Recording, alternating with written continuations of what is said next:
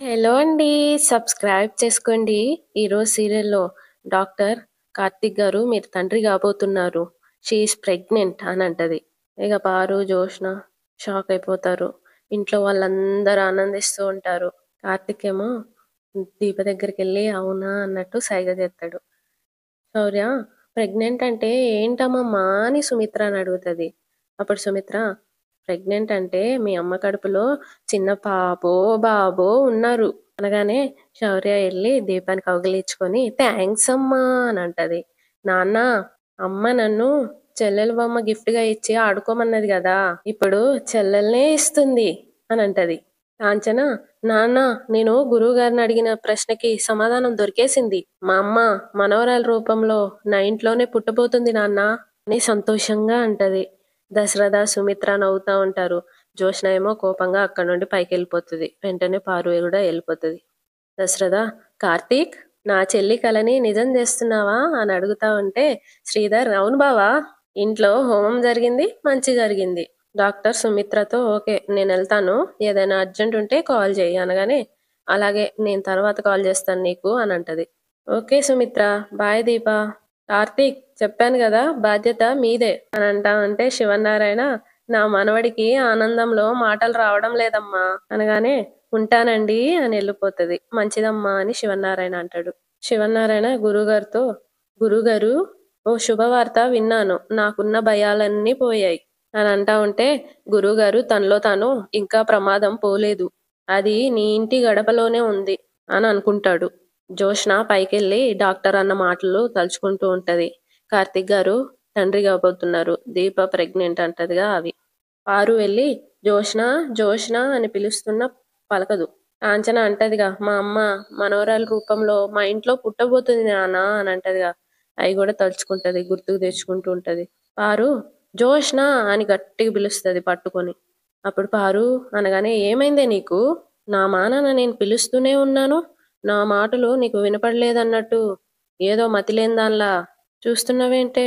జోష్న పారు చేయబట్టుకొని కంగారు పడుతూ నాకొకటి చెప్పు గ్రాని జోష్న సారీ దీప ప్రెగ్నెంట్ అయిందని డాక్టర్ చెప్పిందా లేకపోతే నేను అలా ఊహించుకుంటున్నానా అని అంటా ఉంటే పారు నీ మైండ్ బ్లాక్ అయిందని నాకు అర్థమైంది విన్న వార్త అలాంటిది మరి అని అనగానే జోష్న నువ్వు చెప్పు గ్రాని అని అడుగుతుంది. డాక్టర్ చెప్పింది నిజమేనే దీప ప్రెగ్నెంట్ అనగానే జోష్న కోపంతో రగిలిపోతా ఉంటది. అది ప్రెగ్నెంట్ అయితే నీకేమైందే అని పారు అడుగుతుంది. జోష్న మతి లేకుండా మాట్లాడుతుంది నువ్వు నేను కాదు వాళ్ళిద్దరి మధ్య ఇలాంటివి ఏమీ లేవు కాబట్టి నేనింకా నా ఆశల్ని చంపుకోలేదు. ఇప్పుడు బావ కారణంగా దీపక్ కడుపొచ్చిందంటే రేపు బిడ్డ పుట్టుతుంది అప్పుడు నేను అనుకున్నది ఏదైనా జరుగుతుందా అని అంటది. అప్పుడు పారు చిటికేసుకుంటూ హలో మిస్ హైదరాబాద్ నువ్వింకా గతంలోనే నిద్రపోతున్నట్టున్నావు దయచేసి ఇప్పటికైనా మేలుకుంటే మంచిది. కార్తీక్ గాడు ఎప్పటికీ నీ వాడు కాలేడు. కార్తీక్ గాడు లేడనుకొని నీకు కావాల్సిన వాడిని వెతుక్కొని పెళ్లి చేసుకో అని అంటా ఉంటే జోష్న దాని గురించి నేను తర్వాత ఆలోచిస్తాను ముందు ఈ దీప సంగతి ఏంటో ఆలోచించు అని అనగానే పారు మనమేం చేస్తాం అదృష్టవంతుడు సముద్రంలో పడితే అరటి మూత దొరికిన ఒడ్డున పడతాడంట అలా ఉంది దీప కథ అని అంటది. అప్పుడు జోష్న దాని కథలో అదృష్టం ఉంటే మనకి పోయే కాలం వచ్చినట్టే గురువుగారు చెప్పారు కదా ఈ ఇంటి వారసురాలికి మంచి జరుగుతుంది అని అని అంటా ఉంటే పారు ఈ ఇంటి వారసురాలికి మంచి జరుగుతుందని చెప్పారే గాని దీపకి మంచి జరుగుతుందని చెప్పలేదే నువ్వు పడుతున్న టెన్షన్ చూస్తుంటే దీపే ఈ ఇంటి వారసురాలు అన్నట్టుంది అని అనగానే జోష్న షాక్ అవుతుంది. ఏంటే అంత షాక్ అవుతున్నావు దీపే ఈ ఇంటి వారసురాలు కాదు కదా. జోష్న ఏమో తనలో తాను గ్రానికి అనుమానం వచ్చినట్టుంది అని అనుకుంటది. పారు అడిగేది నిన్నేనే నా దగ్గరేం దాయట్లేదు కదా. జోష్న ఏమో ఆ పని మనిషి దీప గురించి నువ్వెక్కువగా ఊహించుకోవాల్సిన అవసరం ఏం లేదు. దీప అనే పిలుపు పక్కన కార్తీక్ అనే 3 అక్షరాలు లేకపోతే దీపం వెలిగిచ్చినా దాని మొహం మీద వెలుగు పడదు. అలాంటి జాతకం దాంది అని అంటా ఉంటే అక్కడికి దాసు వస్తాడు. అన్నీ మనం అనుకున్నట్టు జరగవు జోష్న అనగానే ఇద్దరు చూస్తారు అటు దాసుని. ఎదుటి వాళ్ళని కూడా మనం తక్కువ అంచనా వేయకూడదు. ఏటి గట్టున నిలబడ్డ కొబ్బరి చెట్టుకి ఏరు తనకంటే బాగా కిందున్నట్టే కనబడుతుంది. ఒక్కసారి మట్టి కొట్టుకుపోయిందో కొబ్బరి చెట్టు ఏట్లో కలిసిపోతుంది. చెట్టు బలం అదున్న ఎత్తులో లేదు, దాన్ని నిలబెట్టిన గట్టులో ఉంది. విర్రవీగితే నాశనమే అని అంటాడు. అప్పుడు జోష్న, మీ అమ్మేమో సముద్రం, నువ్వేమో వేరు. ఇలా మీరు ఉపమానాలు ఉదాహరణలు చెప్పి నన్ను ఇంకా కిందకి లాక్కండి. పారు ఏమో జోష్న అని అంటది. లేకపోతే ఏంటి గ్రాని, మనం మాట్లాడుకునే దానికి మా నాన్న మాట్లాడేదానికి ఏమైనా సంబంధం ఉందా అని అంటా ఉంటే దాసు, సంబంధాలు ఉంటాయి జోష్న, మనం ఎదుటి వాళ్ళకి చెడు చేయాలి అనుకుంటాం, కానీ మంచే జరుగుతుంది, ఎందుకంటే మంచి జరగాలని రాసుంది కాబట్టి అని అంటా ఉంటే పారు, ఒరే మేమెవ్వరి చెడు కోరుకోవటం లేదు గాని నువ్వు దీన్ని కాస్త ప్రశాంతంగా ఉంచరా అని అంటా ఉంటే, ఇక మీదట ప్రశాంతంగా ఉండదులే అమ్మా అని అంటాడు. విన్న వార్త అలాంటిది. వెంటనే పారు, దీప కడుపుకి దీని ప్రశాంతకి ఏంట్రా సంబంధం అని అంటా ఉంటే, కొన్ని అంత త్వరగా అర్థం కావులే అమ్మా. ఈ కథ ఒక పుట్టుక, ఒక చావు, ఒక బ్రతుకు మధ్య జరుగుతుంది కాబట్టి అని అంటా ఉంటే పారు, అబ్బా వీడు మళ్ళీ మొదలు పెట్టాడు. దాసు ఏమో, నేనెప్పుడో మొదలు పెట్టానమ్మా, కానీ పూర్తి చేయలేదు అని అంటా ఉంటే, ఏంట్రా అని అడుగుతుంది. ఇదిగో స్వీట్స్ పంచడం. దీప ప్రెగ్నెంట్ అయింది కదా, అందరికీ స్వీట్స్ పంచాను, మీరే మిగిలిపోయారు, తీసుకోండమ్మా, తీయని వేడుక చేసుకోండి అని అంటాడు. పారు నెట్టేసి, మాకేం అవసరం లేదులే, నువ్వే తిను అని అంటది. తప్పమ్మా, జరిగింది మంచి అయినప్పుడు పండగ జరుపుకోవాల్సిందే, తీసుకో అమ్మా తీసుకో అమ్మా అని ఇద్దరి చేతిలో పెడతాడు లడ్డు. మీరు దీపకి శుభాకాంక్షలు చెప్పినట్టు లేరు, వచ్చి శుభాకాంక్షలు చెప్పండి అని చెప్పి వెళ్ళిపోతాడు అక్కడి నుండి. జోష్న కోపంతో లడ్డుని నేలకేసి కొడుతుంది. అసలేమనుకుంటున్నాడు నీ కొడుకు అని అంటది. అప్పుడు పారు అటు ఇటు చూసి, జోష్న, నువ్వు ఇప్పుడు వచ్చి దీపని విష్ చేయకపోతే తర్వాత మీ తాత మనల్ని వేసుకుంటాడు. ఇంతకు ముందు చెప్పింది విన్నావుగా, మనల్ని ఎవ్వరూ చెడ్డవాళ్ళని అనుకోకూడదంటే గుంపులో గోవిందంలా కలిసిపోవాల్సిందే, కొన్ని ఇష్టం లేకపోయినా చెయ్యాలే, తప్పదు అని లడ్డు తింటూ వెళ్ళిపోతుంది కిందకి. జోష్నేమో కోపంతో ఛా అని అనుకుంటూ ఉంటది. అందరూ హాల్లో కూర్చొని ఉంటారు. దశరథ, మళ్ళీ మన ఇంట్లో మనము పుట్టడానికి కారణం నాన్నే కాంచన, అమ్మ జ్ఞాపకంగా నాన్న దాచుకున్న తాళి దీపమెడలో పడింది అని అంటా ఉంటే అప్పుడు జరిగిన సన్నివేశం చూపిస్తారు. తర్వాత గురువుగారు, ఏది ఎలా జరగాలని ఉంటుందో అలాగే జరుగుతుంది అని అంటాడు. అక్కడికి పారిజాతం వస్తూ వస్తూ, అవును గురువుగారు, అన్ని రుణాలు వీళ్ళకే ఉన్నాయి, అందుకే వీళ్ళ పెళ్లి జరిగిన ఈ ఇంట్లోనే దీప గర్భవతి అని అందరికీ తెలిసింది. అమ్మా దీప, శుభాకాంక్షలు, నీకు పన్నంటి బిడ్డ పుట్టాలని కోరుకుంటున్నాను. కాంచనేమో, పిన్ని మా అమ్మే పుడుతుంది అని అనగానే, కాంచన, అన్నీ ముందే అనేసుకోకూడదు, మీ అమ్మ ఏమైనా దీప కడుపులోనే పుడతానని నీకు ముందే చెప్పిందా? మళ్ళీ మీ మధ్యలోకి వస్తాను అంటే ఆవిడ గారి వారసురాలు జోష్న కాబట్టి జోష్నకి పెళ్ళైన తర్వాత పుడతదేమో అని అంటది. వెంటనే కార్తీక్, పుడుతుందేమో అంటే మా అమ్మమ్మ జోష్న కడుపులో పుడతానని నీతో ఏమైనా చెప్పిందా? వెంటనే పారు, ఆవిడ గారు నా కల్లోకి రాదులే అని అంటా ఉంటే శివనారాయణ, అనవసరమైన మాటలు మాట్లాడుకు పారిజాతం, ఇక ఆపేస్తే మంచిది అని చెప్పి, గురుగారు, దీప తల్లైంది కాబట్టి మీ ఆశీర్వాదం ఈ దంపతులు ఇద్దరికి ఉండాల్సిందే అనగానే అందరూ లేస్తారు. దీప ఇంకా కార్తీక్ గురువుగారి ఆశీర్వాదం తీసుకుంటారు.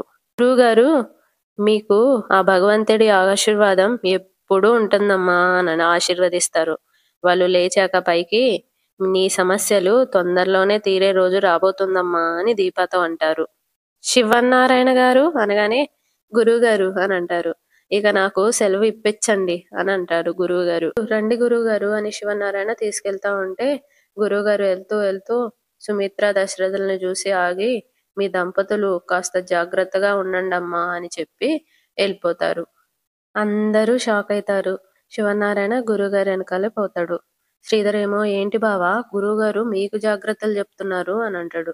దశరథ, నాకున్న బాధ్యతలు నాకు గుర్తు చేస్తున్నారు బావా అనగానే కార్తీక్, కరెక్ట్ గా చెప్పావు మామయ్య, దోషం ఉందన్నారు, హోమం చేయించాం, దోషం పోయినట్టే, ఇక ఇంటికి గాని మనకు గాని ఏ సమస్య లేనట్టే అని అంటాడు.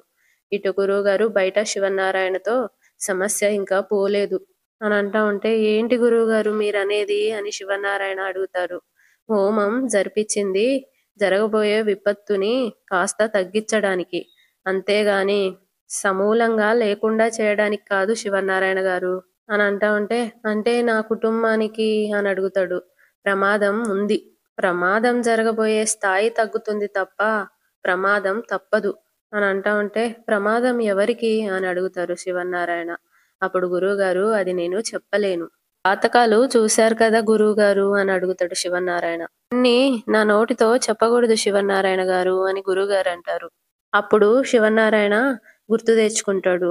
గురువుగారు, మీ దంపతులిద్దరూ జాగ్రత్తగా ఉండండమ్మా అని ఇందాకలా అంటారు గదా! అది గుర్తు తెచ్చుకొని, నా కొడుకు కోడలికి ఏమైనా అవుతుందా గురువుగారు అని అడుగుతారు. జాగ్రత్తగా ఉండమన్నారుగా అని అడుగుతారు. ఇప్పుడు గురువుగారు, ఎవ్వరికైనా రావచ్చు, ఎలాగైనా రావచ్చు, ఏ రూపంలో అయినా రావచ్చు. ప్రమాదం జరగబోయే స్థాయి తగ్గుతుంది తప్ప ప్రమాదం తప్పదు. కొన్నిటికి మీరు సిద్ధంగా ఉండాలి. స్వస్తి అనేసి వెళ్ళిపోతాడు. శివనారాయణ దండం పెడతాడు. తనలో తాను, ఇప్పుడు ప్రమాదం ఏ రూపంలో రాబోతుంది, ఎవరికి రాబోతుంది అని దండం పెట్టుకుంటూ కంగారు పడుతూ ఉంటాడు. ఇటు దీప వాళ్ళ ఇంటికి వచ్చేసి వాళ్ళ నాన్న ఇంకా ఆమెను పెంచిన వాళ్ళిద్దరి ఫోటో దగ్గర దీపం పెడతా ఉంటది. అనసూయ ఏమో ఫోటో చూస్తూ, ఒరే తమ్ముడు, నీ కూతురు తల్లయిందిరా మళ్ళీ. దీని బ్రతుకులోకి మరో వెలుగు రాబోతుంది. పచ్చబొట్టు లాంటి ఓ నల్లని మచ్చ నా కారణంగా నీ కూతురి బ్రతుకు మీద పడింది. అమ్మలా ఆదుకోవాల్సిన నేనే నడి రోడ్డు మీద వదిలేశాను అని ఏడుస్తూ, దేవుళ్లాంటి కార్తీక్ బాబు తన నీడలో బ్రతికే చోటు నీ కూతురికిచ్చాడ్రా. అది తీరే రుణమా? కానీ తీర్చే రుణాన్ని ఆ దేవుడే ఇచ్చాడు. ఇది నీ కూతురు నీ అల్లుడి రుణాన్ని తీర్చుకోవడం మాత్రమే కాదురా, నా కోరిక, నా చెల్లమ్మ కోరిక కూడా తీరినట్టే. ఏడుస్తా ఉంటే కాంచన, అక్క, ఇది మనమందరం సంతోషంగా ఉండాల్సిన రోజు. కన్నీళ్ళెందుకు పెట్టుకుంటావు చెప్పు అని అడుగుతది. నా మేనకోడలి సంతోషాన్ని చూడ్డానికి నా తమ్ముడు లేడే అనే బాధ చెల్లమ్మ. ఆడపిల్ల తల్లి తండ్రి అమ్మా నాన్న ఉంటే ఆ ఆనందమే వేరు అని అంటా ఉంటే, కార్తీక్, ఉన్నాడుగా పెద్దమ్మ అని అంటారు. ఎవరు కార్తీక్ బాబు అని అడుగుతది. వెంటనే కార్తీక్, సుమిత్రత్త, దశరథ మావయ్య. మాట వరుసకే కూతురు అన్నంత మాత్రాన అమ్మా నాన్న ఎలా అయిపోతారు కార్తీక్ బాబు అని అంటది. అప్పుడు కార్తీక్, కుబేర్ గారు పిలిచినందుకే తండ్రి అయితే నాన్న అని పిలిచినందుకు మా మావయ్య గారు కూడా తండ్రి ఎందుకు కాలేడు అని అంటా ఉంటే, కాంచన, కాలేడురా అని అనగానే, అమ్మా అని అంటాడు. అవునరా, తండ్రి అనేది పిలుపు కాదు, జన్మనిచ్చిన వాళ్ళని పిలుచుకునే హక్కు. ఆ హక్కు ఒక్క కన్న వాళ్ళకు మాత్రమే ఉంటుంది. అనసూయేమో, ఎక్కడున్నారో తెలియని వాళ్ళని తలుచుకోవడం ఎందుకు చెల్లమ్మా? పెళ్ళైన తర్వాత ఆడపిల్లకు సర్వస్వం భర్తే. కార్తీక్ బాబు, ఆ సింధూరం నీ భార్య పాపిట్లో పెట్టు అనగానే కార్తీక్ ఆ ఫోటోల దగ్గర ఉన్న కుంకుమ తీసుకొని దీపకు పెడతాడు పాపిట్లో. అనసూయ, మీరు పాపిట్లో దిద్దిన ఆ సింధూరమే మీరు మీ భార్యకిచ్చే ఆశీర్వాదం. ఇప్పటి వరకు మీరు ఆలు మగలే ఇద్దరు కలిసి ఒక బిడ్డకి జన్మనిస్తే మీరు అమ్మా నాన్న అవుతారు. అప్పుడే మీ దాంపత్యానికి నిండుదనం వస్తుంది. మా దీప బ్రతుకెప్పుడు ఈ దీపంలాగే వెలుగుతూ ఉంటుంది అనగానే దీప దండం పెట్టుకుంటది. ఇటు జోష్న ఇంకా దాసు మాట్లాడుకుంటూ ఉంటారు. జోష్న, నేను నీతో మాట్లాడలేను అంటే ఎందుకు రమ్మన్నావు నానా అని అడుగుతుంది. నేను మాట్లాడాలమ్మా, స్వీట్ పెట్టినప్పుడే మాట్లాడావు కదా నానా, మా అమ్మకి తెలియని రహస్యాలు మన మధ్య ఉన్నాయి కదమ్మా అని అంటాడు. జోష్న ఏమో, నిజం చెప్పేస్తావని బెదిరిస్తావు అంతేగా, నేను బెదిరించడము మామూలే, నువ్వు మారకపోవడము మామూలే అని అంటాడు. జోష్న, ఏ తండ్రైనా పిల్లల భవిష్యత్తు కోసమే కష్టపడాలి, కానీ నీకు అవసరం లేదు నాన్న. నీ కూతురు బాగుండాలంటే నువ్వు చేయాల్సింది ఏమీ లేదు. దీప గురించి నిజం చెప్పకుండా ఉంటే చాలు అని అంటది. అప్పుడు దాసు, నా తల్లి పాపం చేసిందమ్మా, నేను తప్పు చేశాను. నా తల్లి చేసిన పాపాన్ని, నేను చేసిన తప్పుని రెండింటిని నేను సరిదిద్దుతానమ్మా అని అంటా ఉంటే, నేను తెగించున్నాను నాన్న అని అంటది. దాసు కోపంగా, అయితే శివనారాయణ గారికి నువ్వే నా కూతురు అని చెప్పేస్తాను పద అని చేయబట్టుకుంటాడు జోష్నది. జోష్న, నానా అని వదిలించుకొని, నీకు దండం పెడతాను నాన్న, గట్టిగా మాట్లాడొద్దు, ఎవరైనా విన్నారు అంటే నా బ్రతుకు కాశీగాడి బ్రతుకులాగా అవుతుంది. కనీసం వాడికి తలదాచుకోవడానికి అత్తగారిల్లైనా ఉంది, నాకు అదీ లేదు. నీతో పాటు నేను కూడా అద్దెల చుట్టూను గుళ్ళ చుట్టూను తిరుగుతూ ఉండాలి అని అంటా ఉంటే, దీప నిన్ను పోనివదిలే అమ్మా, ఈ ఇంట్లో నీకు ఆశ్రయం ఇస్తుంది అని అంటాడు. అప్పుడు జోష్న, ఇప్పుడు అది పని మనిషి. ఆ తర్వాత నేను పని మనిషిని అవుతాను అని అంటా ఉంటే, వారసురాలనే పని మనిషిని చేశావు. నువ్వు పని మనిషి అయితే తప్పేముంది అని అంటాడు. ఇంత జాలి దయ లేని వాడివి పిల్లల్నెందుకు కన్నావు అని అడుగుతది. వెంటనే దాసు నేను నీ పత్నం కోరుకోవట్లేదు గదా అని అంటాడు. నువ్వు నిజం చెప్తే జరిగేది అదే నానా. నిజం సూర్యుడిలాంటిదమ్మా. నువ్వు చీకట్లో నిలబడి ఈ రాత్రి ఇలాగే ఉండిపోవాలి అంటే కుదరదమ్మా. మా నోరు నువ్వు మూయించొచ్చు గాని నిజం నోరు ఎవ్వరూ మూయించలేరమ్మా. అది గొంతు చించుకొని అరిచే రోజు తొందరలోనే రాబోతుంది. ఇప్పటికీ వారసులొక్కళ్ళే. కానీ ఆ వారసురాలు కడుపులో ఇంకో వారసురాలు ప్రాణం పోసుకుంది. భూమిలో నాటే విత్తనం ఆ భూమిలోనే ఉండిపోదమ్మా. మొలకెత్తి భూమిని చీల్చుకొని పైకొస్తుంది. తలెత్తి ఈ లోకాన్ని చూస్తుంది. దీప కడుపులో ప్రాణం పోసుకుంటున్న ఆ పసిబుడ్డు మట్టిలో నాటిన విత్తనం లాంటిది. కానీ ఇక్కడ జరగబోయేది విధి వైపరీత్యం ఏంటో తెలుసా? దీప సుమిత్ర కడుపులో కోటీశ్వరురాల్లా పెరిగింది. భూమి మీద పడ్డాక పేదింటి దీపమైంది. దీప కడుపులో పెరుగుతున్న బిడ్డ ఒక పేదింటి ఆశాజ్యోతి. ఆ జ్యోతి భూమి మీద అడుగు పెట్టేటప్పుడు మాత్రం పేదింటి బిడ్డగా కాదు, ఓ గొప్పింటి బిడ్డగానే ఈ అంతఃపురంలో అడుగు పెడుతుంది అని అంటాడు. జోష్న షాక్ అవుతూ ఉంటది. అంతటితో ఈరోజు ఎపిసోడ్ అయిపోతుంది. లైక్ చేయండి, సబ్స్క్రైబ్ చేసుకోండి కదా.